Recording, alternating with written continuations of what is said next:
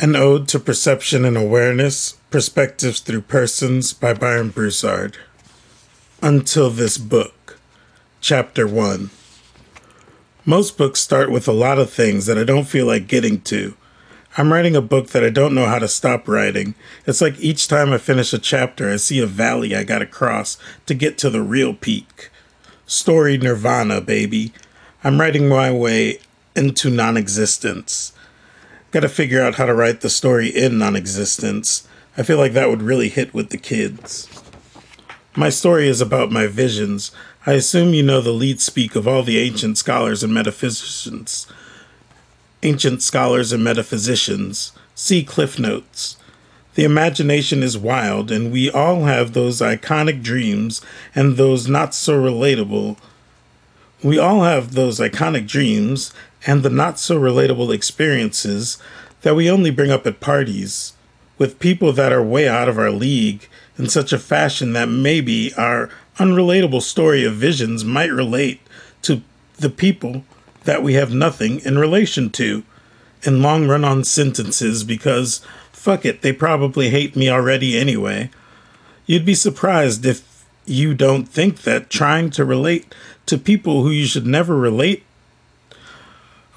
You'd be surprised if you don't think that trying to relate to people who you should never talk to by telling them things you would never tell anyone really brings you together. I'd be surprised if I can translate things from my imagination without having to patch the holes in my theories. This book isn't like the book that I'm writing. This book won't have to stick to any weird laws or rules. I won't have to wonder if the audience is too niche and I'm too difficult to comprehend. I like the idea of being too smart to be dumb, but we all know that the other side of that is that I'm too dumb to be normal. It takes a special kind to seek attention from the world. That all-seeing eye could pass you by, but you see it and wave. Where's my money, eye? I know you can see it. Let me know where I can go to get it. The voice of the dumb side of normal. You see, I has a habit of splitting everything into sides. Put I inside you and you got yourself the power of polarity. Have I outside of you and forever be watched. Some old wisdom of sentences past. This isn't a book that tells you how to do things, but I do like to tell you how to do things. It's something that has hindered the writings of my book.